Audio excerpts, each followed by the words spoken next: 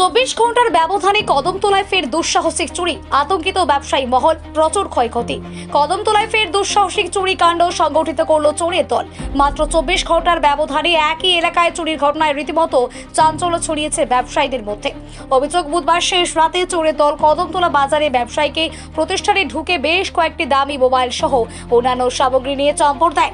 সব মিলিয়ে প্রায় 8 লক্ষ টাকার ক্ষয়ক্ষতি হয়েছে বলে দাবি ক্ষতিগ্রস্ত দোকান মালিক কামরুল হোসেন। এই ঘটনার পর থেকে এলাকায় আতঙ্কের পরিবেশ তৈরি হয়েছে। মাত্র একদিনের ব্যবধানে পরপর চুরির ঘটনায় পুলিশের নিরাপত্তা ব্যবস্থা নিয়েও প্রশ্ন তুলেছেন স্থানীয়রা। স্থানীয়দের দাবি, রাতের অন্ধকারে সুযোগ বুঝেই দুষ্কৃতীরা এই চুরির ঘটনা ঘটিয়েছে। ঘটনায় জড়িতদের দ্রুত গ্রেপ্তার করে চুরি যাওয়া সামগ্রী উদ্ধারের দাবি জানিয়েছেন ক্ষতিগ্রস্তরা। চুরির ঘটনায় তদন্ত শুরু করেছে পুলিশ। এলাকায় থাকা সিসিটিভি ফুটেজ খতিয়ে দেখা হচ্ছে বলে জানা গিয়েছে। 24 ঘন্টার ব্যবধানে পরপর চুরির ঘটনায় এখনো বড় প্রশ্ন, কদমতলায় নিরাপত্তা ব্যবস্থা কতটা জোরদার? পুলিশের তদন্তে কবে ধরা পড়বে চুরির সঙ্গে জড়িতরা, এখন সেটাই দেখার। তাছাড়াও বাজারে নৈশকালীন পাহারা রয়েছে, কিন্তু পুলিশ ও নৈশ প্রহরা থাকা সত্ত্বেও কি করে পরপর চুরিকাণ্ড সংগঠিত হচ্ছে? কামরুল হোসেন, এটা হইল আমরা কদমতলা বাজারের 40 জন রাস্তার আগে 2 তলার 2 নম্বর দোকান, যে কে মোবাইল আনি। তো কালকে আমি রাত্রে 10টায় দোকান লাগাইয়া গেছি। এখন আইসি আজকে 11টায় দোকানও আইসি। আইয়া দোকানের তালা খুলছি, খুলে আস্তে দেখি সব ভাঙ্গি আনিছে। তো আমি ও দোকানের আমরা দাদারে ডাক দিছি, গিয়া হয়েছে ওই তো আস্তে এখানে ভাঙ্গা দিছি, মনে হয় তুফানে ভাঙছে। ভাই উঠে এখন তুফানে ভাঙলে এসি আর একটা এনে উঠলো কিনা বাদে আমি উঠিয়া হয়েছি। তো এখানে তো ঠিক পরে ঢুকছি দোকানও, ঢুকিয়া দেখি নতুন মোবাইলের অভাব সারা আসলো। আজকে আমার দোকানের অফার স্টার্ট আসলো 16 তারিখ থেকে 20 তারিখ।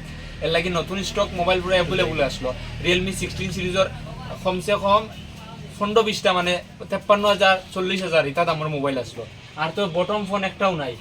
টেম্পার এটা ভাঙছে, সিসি ক্যামেরার সব লাইন কাটছে, ক্যামেরা লাইন কাটছে, কারেন্টও লাইন কাটছে, সবটাই কাটি লাইছে। আর এমনি ক্যাশ টাকাও আসলো না, খালি মোবাইল আসলো, নতুন মোবাইল আর বটম ফোন ওটা নিছে, সেকেন্ড হ্যান্ড ফোন এটাই নিছে, আর কিছু মোটামুটি নিছে না।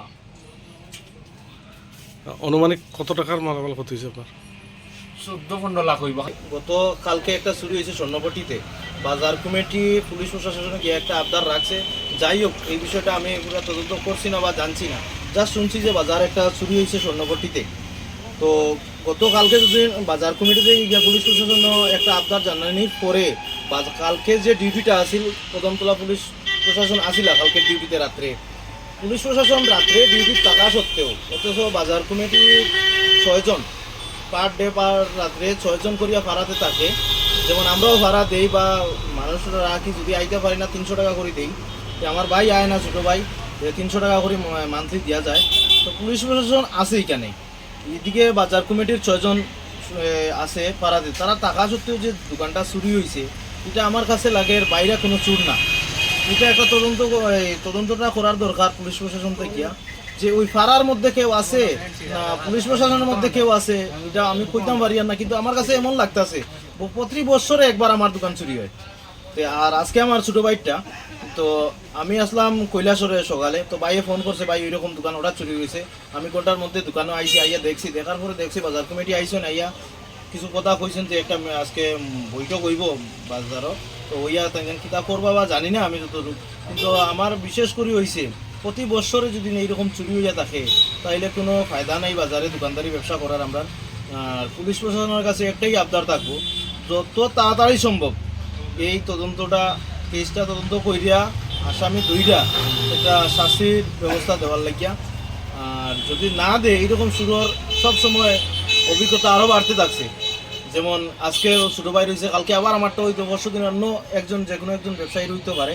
তো এইটা আমি পুলিশ প্রশাসনের কাছে আবদার রাখছি যে যত তাড়াতাড়ি সম্ভব এটা দেখিয়া দেওয়ার লাগিয়া।